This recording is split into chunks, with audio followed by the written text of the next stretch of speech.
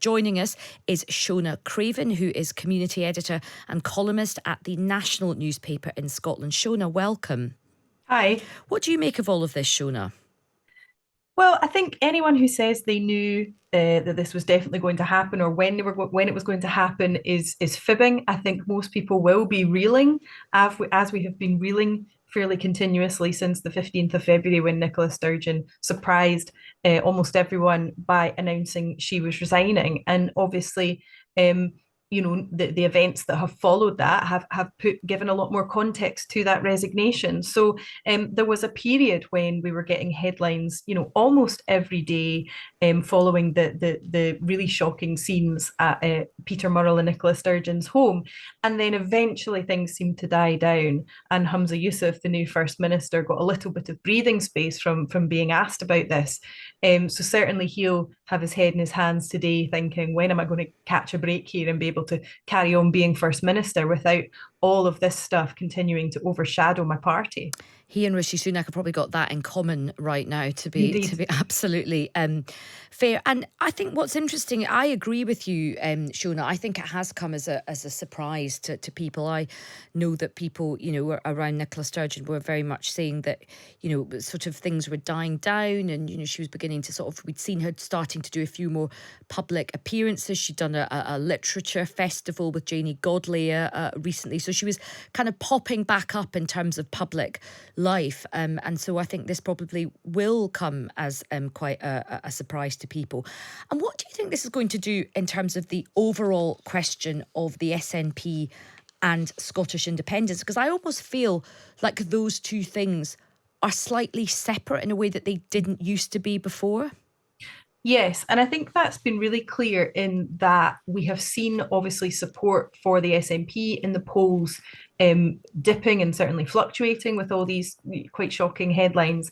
But when it comes to independence, again, the polls have been not very consistent. But I was checking back from a dates, and as recently as May the 24th, we had an Ipsos poll that found 53% for yes, and that was actually down from 56. So but then you'll have another poll, I think you referenced one earlier in the show, that maybe said 43 for yes. Now, maybe they're all asking slightly different questions in slightly different ways, if there was a referendum tomorrow and things like this. But the two things are separate. And I mean, a lot of the people who are obviously most disappointed in what they see going on with the SNP are the people who want independence the most. A lot of these people, have campaigned for decades for independence and are now thinking, am I going to live to see this? So there is a lot of anger and disappointment within the party membership and the broader Yes movement. We also have the special independence convention looming on the 24th of June. Now, that was what was postponed when Nicola Sturgeon resigned.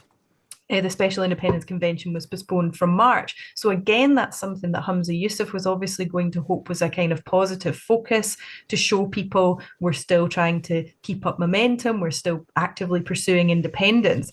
But even that, the scheduling of that on the same day as the Bannockburn rally and the All Under One Banner Yes March, that caused controversy. The way the convention is being set up, that it's not going to reach a firm decision about the SNP's policy for pursuing independence, a lot of people are getting very frustrated. So this is just the last thing that the party and that Humza Yousaf needed at a time when they're getting it from all sides, from their own support and certainly from Yes supporters who might not even vote for the SNP or necessarily or be members, but do realistically see that they are the key vehicle to getting independence.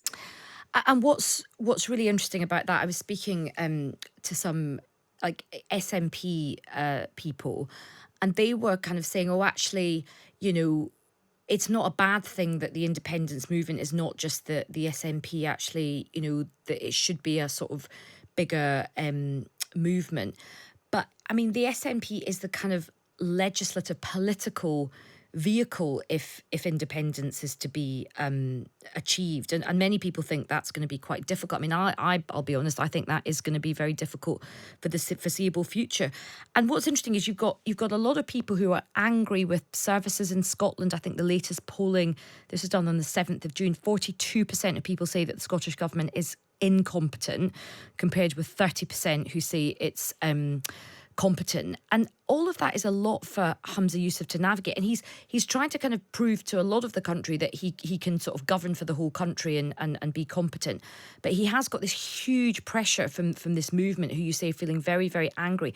I've also noticed he's kind of starting to say things like devolution isn't working. For example, this we won't go into the nitty gritty, but there's a thing called the deposit return scheme, which has been another quite controversial piece of Scottish legislation. The nub of it was you should be able to kind of return your empties for recycling, good for green, get a bit of money back, but that's proven to be quite difficult.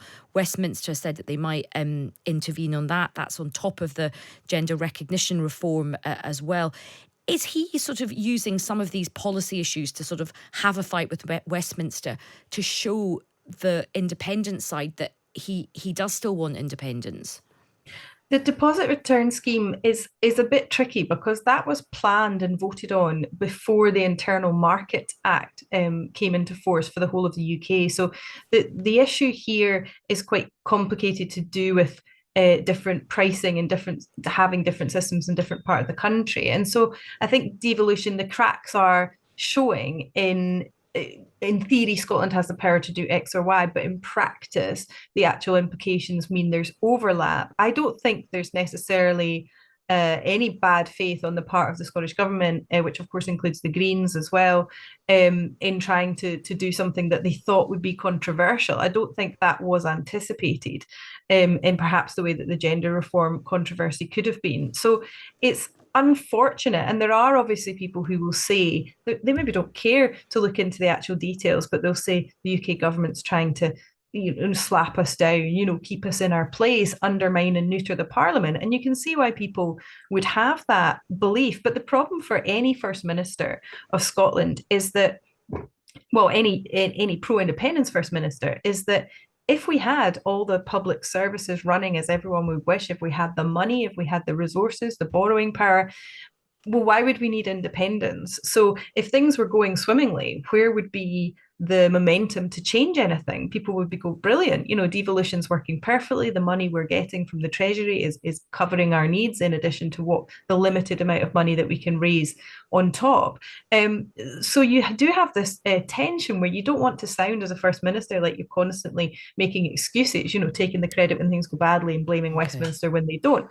But clearly we do not have the powers to do things in the way that the current and perhaps any future Scottish Government would want to do, because we have different priorities to those of Westminster. But it is a very difficult balance because Nicola Sturgeon's approach was govern well, have people trust you. And of course, today's events really put a different slant on that.